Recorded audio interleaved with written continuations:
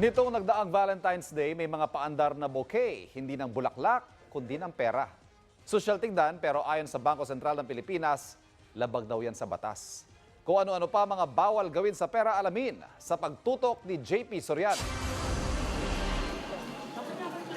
50 pesos bill na nagkabutas-butas na o di kaya ay nilagyan ng scotch tape dahil napunit.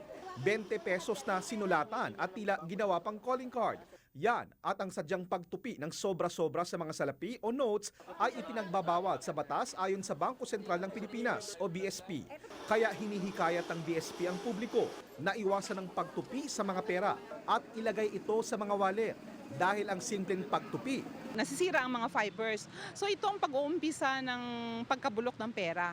Hindi raw alam ng ilan nating kababayan na bawal ito sa batas. Pero ang paglukot sa pera, kadalasan di raw maiiwasan sa kanilang hanap buhay bilang tricycle driver.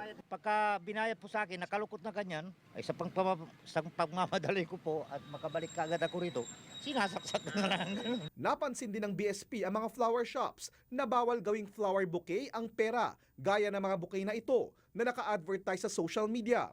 Ayon naman sa may-ari ng flower shop, request daw ito ng kanilang mga customer na mga mag-asawa noong Valentine's. Ang kaparusahan ay fine of not more than 20,000 pesos o kaya 5-year imprisonment.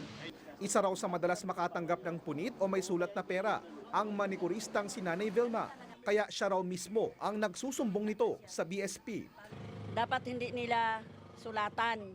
Kagaya ng drawing, mag-drawing ng tao na may kabila lang tainga, bawal yun.